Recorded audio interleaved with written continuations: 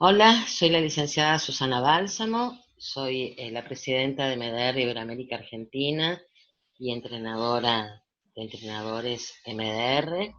Eh, Trabajo con niños, adolescentes y adultos y junto con CIPSE, la institución que dirige el doctor Rubén Lescano, hemos realizado un convenio en esto que llamamos compromiso solidario y se están creando videos para dar soporte a los terapeutas MDR. En esta ocasión compartimos la presentación con el licenciado Damián Cutita.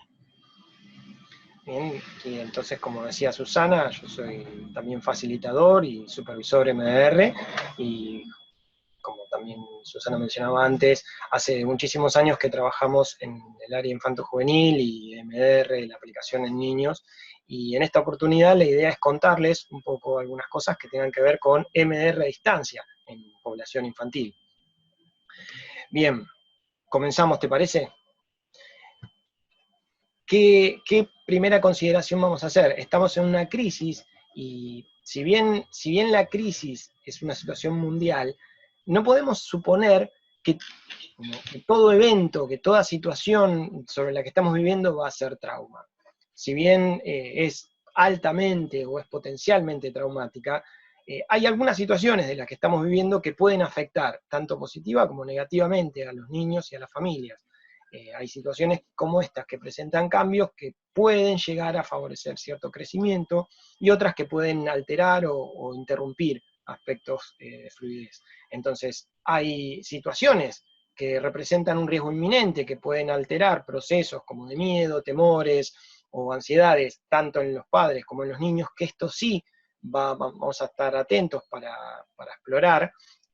También hay aspectos que alteran tal vez la predictibilidad de lo que va a ocurrir, la anticipación de lo que surja, que esto puede afectar o no a los niños, pero seguramente puede afectar la situación familiar en general, el estado de ánimo, la capacidad, la receptividad de los padres para poder contener a esos chicos.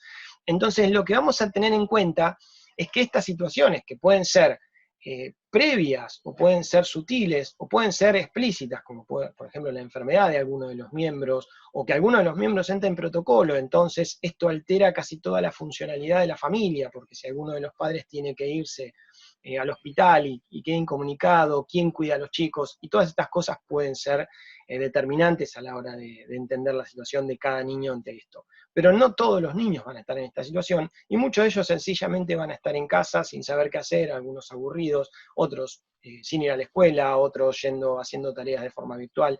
Y no todo esto es específicamente vivido como algo abrumador, como algo que los afecte o que de algún modo interfiera en su propio espía, como para que la experiencia sea traumática. Entonces no podemos darlo por hecho, y lo que vamos a entender entonces es que esta situación no es la población infantil el principal target del COVID. No tienen una vulnerabilidad biológica para ello, no son población de riesgo, pero sin embargo lo que son es una población de riesgo psicológica, es decir, como dependen de esos adultos, dependen de los padres para poder subsistir, para poder sobrevivir, para poder alimentarse, para poder manejarse.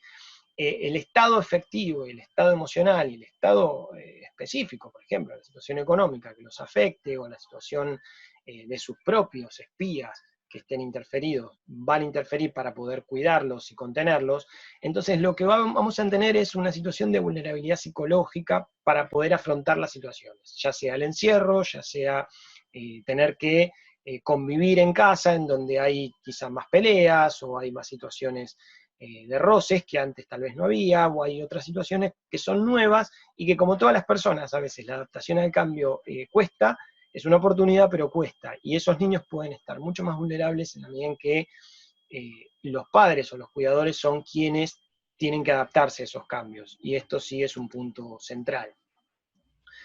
Entonces, contanos, ¿querés, Susana, cuáles son las condiciones que uno tendría que tener en cuenta inicialmente ante esto? Dentro de las condiciones generales y siguiendo con lo que vos decías, Damián, en relación a los padres, en todo tratamiento MDR, ya sea presencial o online, nosotros vamos a tener entrevistas con los padres. porque son los padres los que nos tienen que contar qué es lo que le pasa a su hijo o a su hija, y por el otro lado también vamos a tener entrevistas con los padres a lo largo de todo el tratamiento, por ejemplo en fase 8, porque un niño no puede dar referencia de lo que pasó de una semana a la otra, y son los padres los que van a ir notando estos cambios. Por el otro lado, los padres tienen que estar incluidos siempre en un tratamiento, pero mucho más en estas situaciones donde los padres son el modelo de gestionar el estrés y el cambio. Y dentro de estas condiciones generales también tenemos que tener en cuenta que no todas las casas cuentan con más de una computadora, y entonces los padres tienen que trabajar muchas veces con teletrabajo, hay otros hijos que tienen que hacer tareas para la escuela, con lo cual nosotros como terapeutas tenemos que ser sumamente flexibles. El horario que teníamos en el consultorio acá ya no corre. Y por el otro lado, tampoco podemos pretender mantener a un niño de 5, 6, 7 años, una hora frente a una pantalla para que nosotros podamos hacer tratamiento. Con lo cual, el tiempo se va a cortar y nosotros tenemos que seguir al niño o a la niña igual que lo hacemos en el consultorio. Nosotros no tenemos a los niños sentados frente al escritorio dentro de la terapia MDR. Entonces, vamos a tener que contar con este padre o esta madre para que pueda acompañar y seguir al niño mientras nosotros hacemos nuestras intervenciones. Y tienen que tener todo el material preparado antes de comenzar. Obviamente nosotros vamos a diferenciar la frecuencia, el contexto, los recursos, en especial tomando en cuenta la edad y el desarrollo madurativo del niño o de la niña, porque no es lo mismo un niño o una niña de 6 años que uno de 12. Con el de 12 ya no necesitamos que estén los padres presentes. Con lo cual, en las condiciones generales, como terapeutas de niños MDR, flexibilidad es una de las situaciones que tenemos que tomar en cuenta. Y tenemos que tomar en cuenta, además, trabajar con los padres, por lo menos 30, 40 minutos, para ayudarnos a organizar una agenda familiar donde estén todas las actividades que va a hacer la familia, porque los niños necesitan predecibilidad, necesitan que las situaciones sean predecibles. Con lo cual tenemos que ayudar a los padres a organizar esta agenda familiar para mantener rutinas. Sacarse el pijama, levantarse y vestirse, bañarse y vestirse, qué tiempo se va a incluir para hacer la tarea, tener en cuenta que los niños necesitan jugar. El juego es una parte importantísima dentro de la infancia y corresponde al desarrollo evolutivo de un niño. Entonces no se puede tener al niño todo el tiempo haciendo tareas y con poco juego. También organizar en esta agenda familiar tiempo de juego con los niños, porque por el otro lado los padres tampoco están acostumbrados a estar 24 horas por 30, 40 días, que es lo que lleva el aislamiento físico. Y este es el otro punto. El aislamiento es físico. Los niños necesitan también mantenerse socialmente conectados, con lo cual una vez por semana, si es posible, conectarlo por videollamada o por Skype o por Zoom con algún compañerito o con varios. Los más grandes tienen la Play, donde muchas veces ahí es el contacto social, pero el contacto social tendríamos que tratar de que se mantenga. Sí.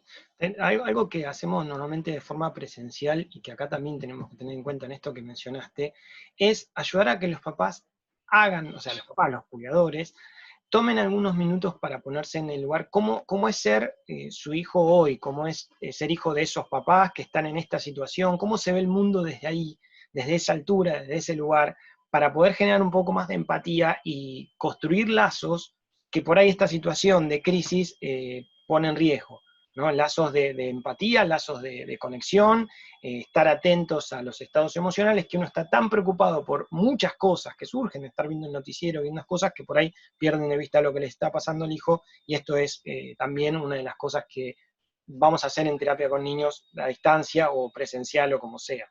Esto Y también. una de las cosas importantes, Dami, en relación a lo que estás diciendo, tiene que ver con que esta es una crisis, pero también es una oportunidad y es un desafío. Y en esto de ayudar a los padres a organizar la agenda familiar y la agenda diaria del niño, esta puede ser una actividad en familia, Sí, porque esto tiene que ser consensuado.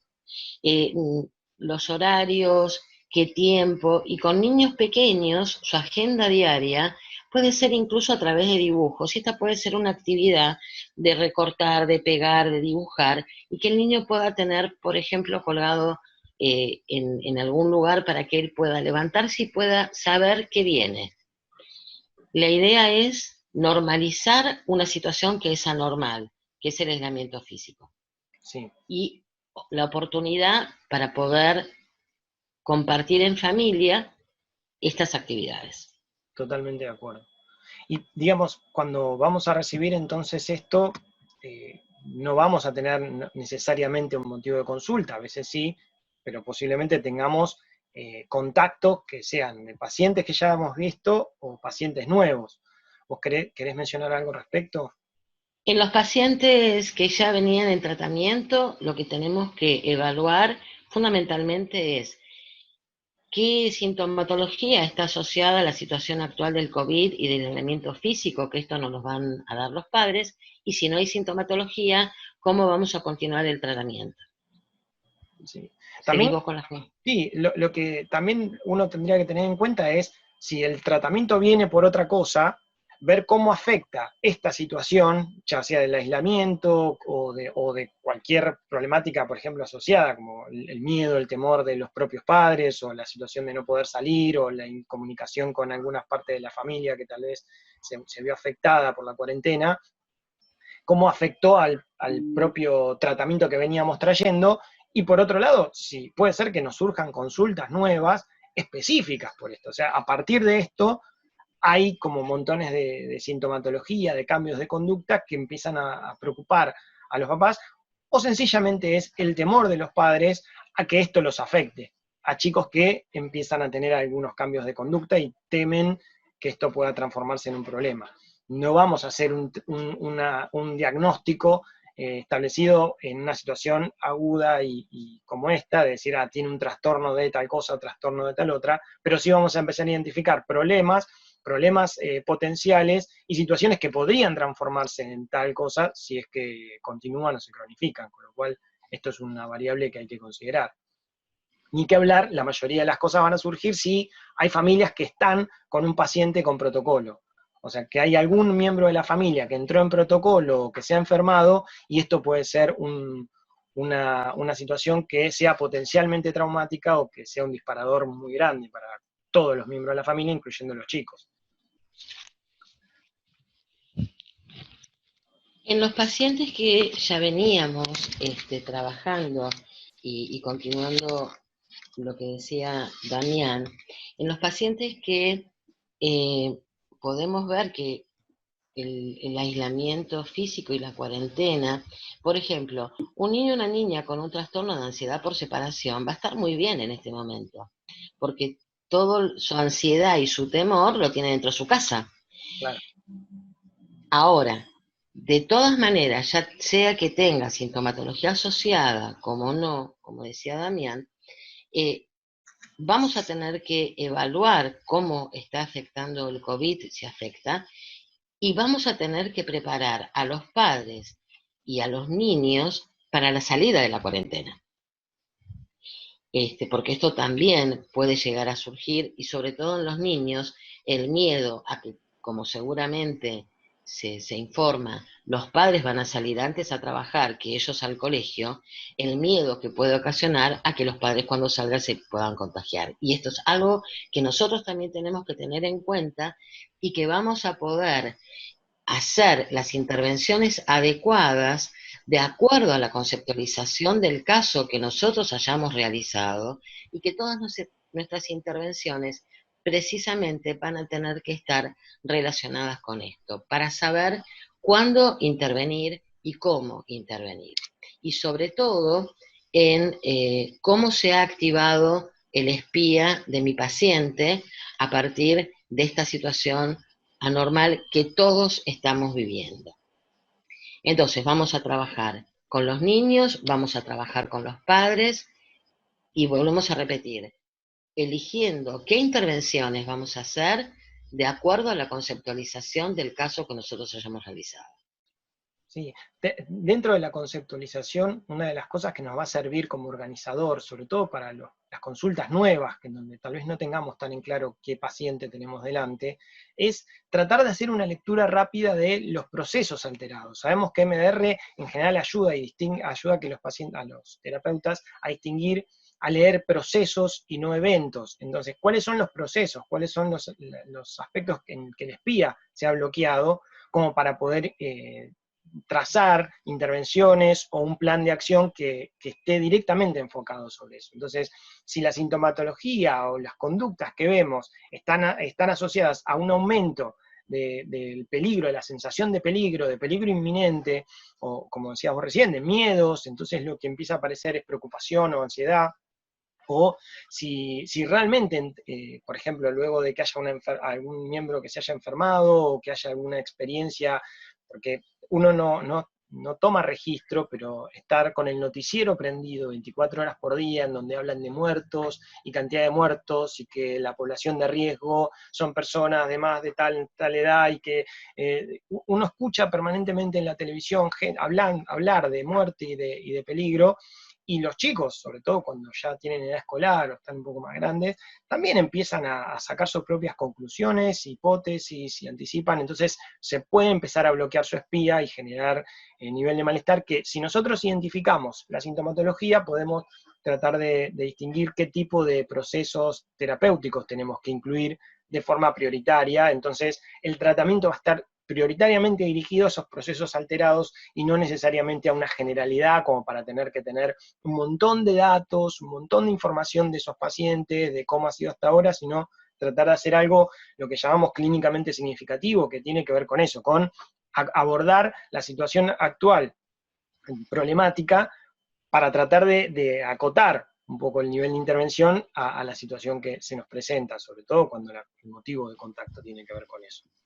Por eso vamos a aconsejar a los padres o a los cuidadores que la información que los niños reciben a través de los medios de comunicación sea acompañados por uno de ellos y que luego se pueda hablar. Y por eso nosotros también le vamos a dar soporte emocional a los padres para que ellos puedan gestionar, como decíamos antes, estas noticias, las emociones, y para que se le pueda transmitir a los niños también, más allá de esta información de la cantidad de gente que muere, la cantidad de gente que se recupera, y que en realidad el porcentaje es menor, sobre todo en niños, adolescentes y la población más joven.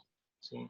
Algo que suma a esto también es, la mayoría de las consultas van a ser por sintomatología de activación, es decir, chicos que empiezan a tener síntomas que antes no tenían, o que empiezan a tener conductas de miedo, preocupaciones, temores que antes no tenían, pero no necesariamente van a ser vistos aquellas sintomatologías que tengan que ver con la inhibición. Es decir, el proceso alterado puede ser la activación o puede ser la inhibición. Entonces, pueden ser chicos que dejan de preguntar, no están jugando como antes, empiezan a estar más apocados, más quietos, o menos conectados, o que expresan menos sus emociones, o que están quizás menos autónomos que antes, y ese tipo de cosas no siempre son vistas, porque de algún modo pueden pasar desapercibidas, si es que los papás además están lidiando con sus propias dificultades, que son las que tenemos todos en esta situación. Entonces, este tipo de procesos alterados los tenemos que identificar con más agudeza y preguntarlos directamente para poder abordarlos, porque si no, posiblemente pasen desapercibidos incluso para quienes nos están haciendo la consulta. Y si esta cuarentena va para largo, parece, y esto puede llevar varios tiempos, tenemos que considerar la implementación, si es que esto aplica, de MDR, de cómo hacemos procedimientos o las fases de reprocesamiento. Porque esto para los terapeutas suele ser una de las confusiones o de las preguntas más claras. Porque MDR está pensado para hacerse de forma presencial. Está pensado para que uno dirija la estimulación, para que uno haga ni que hablar con un chico en donde el tipo de consulta suele ser mucho más flexible, en donde uno genera un dispositivo, genera un ambiente propicio en el consultorio, pero no es tan fácil generarlo a modo de distancia. Entonces, acá resumiendo un poco, lo que estuvimos hablando tiene que ver con todo lo que va a ser la fase 1, fase 2, que va a ser más fácil tal vez de pensar a distancia, porque fase 1, fase 2 es algo que puede ser más flexible, más de ida y vuelta, y el procedimiento MDR de fases de reprocesamiento, de fases de 3 a 7, tal vez requiere que sigamos un procedimiento establecido para poder como cumplir con los estándares de eficacia que están demostrados de MDR. Entonces lo que vamos a recomendar es que todos tengamos un cierto apego al procedimiento estándar, que por más que el trabajo con chicos promueva la espontaneidad y promueva la creatividad, esa creatividad siempre esté como siguiendo el procedimiento, que nos ayude a seguir el procedimiento tal como está. Entonces, lo único que por ahí se sugiere en general es mantenerlo lo más simple posible, no hacer cosas muy estrambóticas, por más que a veces es una tentación ponerse muy creativos. La idea es que podamos usar todo aquello que necesitemos. Podemos usar dibujos, como hacemos en la sesión presencial, entonces le vamos a pedir a los padres que hagan alguna clase de soporte. Entonces podemos pedirle que vayan dibujando lo que van pasando, o vamos siguiendo lo que van haciendo. Si tienen juguetes, si tienen algunas actividades, poder pedirles que las pongan delante y que lo hagan, y pedirle a alguno de los padres que enfoque, que nos muestre. Entonces ir interactuando y pedirle, si tenemos que intervenir a través de los adultos, o hacerlo a través de la computadora, lo que podamos. El tipo de estimulación, lo más aconsejable es lo mismo. Si uno se dispone a pretender hacer estimulación bilateral, aunque le ponga títeres, aunque ponga algo, posiblemente lo que hagamos sea complejizar demasiado la intervención. Entonces lo más aconsejable sería pedir un ayudador, otra vez, pedirle a la mamá o al papá que pueda hacer tapping, que esto lo pueda hacer espontáneamente, podemos preparar al chico, como jugar previamente cómo se instala. Si ya antes trabajó con MDR, nos va a ser más fácil porque ya sabe de qué va el procedimiento. Y si no, sencillamente jugar con hacer tapping. A ver, yo hago, vos hacés, por ahí hacer movimientos, golpes sobre la mesa mientras golpea los pies, como para jugar un poco en el igual de instalar el tipo de estimulación, pero luego pedirle tal vez a que la mamá o el papá le haga estimulación táctil en los hombros, mientras dibuja o mientras estamos haciendo la intervención, o podemos pedirle también que el chico, mientras está pensando en algunas cosas que le estamos pidiendo, que pueda hacer con los pies o con las manos sobre la mesa para como involucrarlo en el tipo de actividad. Este tipo de cosas puede decir ser creativa, pero tratemos de mantenerlo simple y enfocado en lo que buscamos. No es la idea pasar demasiado tiempo con esto, sino solamente es un instrumento. Hay algo, Dami, que me gustaría, siguiendo lo que estás diciendo, y es que en los contactos nuevos y que puedan ser pacientes nuevos, precisamente como vamos a continuar dentro del modelo MDR, tenemos que tener en cuenta los criterios de selección de pacientes. Y dentro de los criterios de selección de pacientes, establecer el vínculo terapéutico, que en este caso es con los padres y el niño, también tenemos que hacerlo y tenemos que lograrlo. Entonces, no apurarnos, sino además seguir el tiempo natural del proceso y del protocolo. Ok, eso sí es un buen punto, y también no perder de vista el feedback constante, positivo, en el que vamos a estar dándole de que lo estás haciendo bien, qué bueno lo que hiciste, pedirle que también los cuidadores se comprometan con ese feedback positivo, porque eso también ayuda a que el procedimiento transcurra y pueda ser eficaz, porque si no se vuelve algo demasiado mecánico y esto es un problema.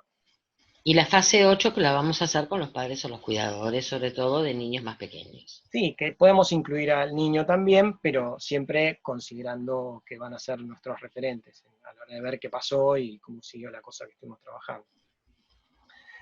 Pero bien, a ver, a grosso modo creo que hemos tratado de presentar en forma general algunas recomendaciones. Podríamos estar dando esto en 2 o 3 o 4 horas, pero la idea es algo general, y ser conscientes que la adversidad también puede ser un potencial creador de creatividad, y esa es la idea que tenemos también los terapeutas. Y una de de lo último es que aumentar la estabilidad para que puedan tolerar la incertidumbre y la ansiedad. Con lo cual, esto va para padres, para niños, y es una de las tareas que nosotros como terapeutas de niños o de infantos juveniles tenemos que lograr. Muchísimas gracias. La crisis del COVID es una crisis de cambio que tenemos que aceptar, pero también es una oportunidad y un desafío donde vamos a poder mostrar todos los recursos que tenemos y tenemos que tratar de que los niños y sus padres también se puedan conectar con esto. Bien. Bueno, muchas Gracias. gracias.